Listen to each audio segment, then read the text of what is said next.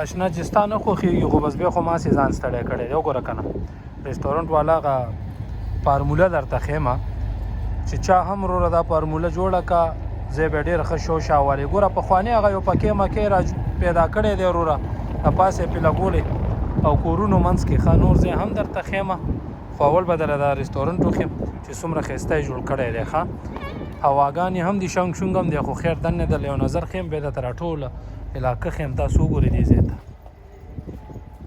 نو دا ټول وروره ډېر ښایسته ځای کې جوړ کړی دی کورونه دي ګر چاپېره دا وګوره شیشه کې ولید اول مې له سلام وکړو څونه ښایسته ځای جوړ کړی خیال هم شته هوا غلی پکې یار دی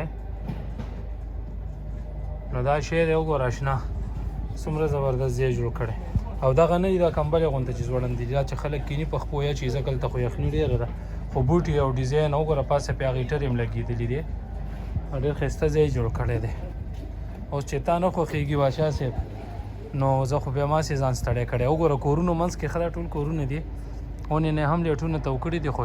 د شپې بیا ډېر ښه به ښکاري وګوره نو یو ښه فارموله ده په ډېر کم روپو دغه بوټي موټي ګوره دا څه اوریجنل دی اوس یې ورسره نور لګولي په لږو روپو او لږ لایټنګ او شینو سره څومره ښایسته ډیکوریشن جوړ کړی هغه ونه دا کو زموږ خلک یې دا به پرې کړې وه چې لرې کله 2 کورسو ځای نیولې ګوره دوی ونه البته کار اخیستی دی ښه او نوره علاقه وګوره اشنا چې د خوښه نه شي پیسې واپس ښه ګوره ټول بلډینګونه څونه ښایسته یې جوړ کړي دی او خبرې چل سره دا یو غریزه علاقه ده دغه لاره بره ختلې ده هلته یو ګمبد غوندې دی پخواني هلته راسیلګرې ځي ښه نو بس دا عام علاقه ده څنګه چې مونږ خلک کوڅو کې اوسېږو او بس دلته لږ خلک عام نه دي لږ داسې خاص دي خیال خو هم شته نو هغه چکر ځای چې خلک ځي نو بس دغه لاره کې وله داسې یو ځای جوړ کړی دی چې نه مې سارېږي سار به شي دا وګوره دا لاره کې هماغسې د غر غوندې هغه تیږو موږو نه وله جوړ کړی دی او ټول سیلګري ګرځي نو دغه ځای ډېر ښایسته راته ښکاره شو وګوره که نه نو دا به راسره تاسو خپل نظر بیا شریک کوئ چې څه کي سره دا ګوره ټول ګرځي را ګرځي خو موسم ډېر یخ دی په اوړي کې دلته ډېر رش ښه او جمع دی بس دومره خاص څوک نه ګرځي او نه د کوم ملکونو نه خلک راځي خو بیا هم په ځینو ځینو کې دومره رش دی چې اوړي کې د چا نه کېږي اوړي کې لږ ټیکټ یې ګران یو ویزا ورته لګېدلي بس هغه جمع کې ټیکټ وکړي اورې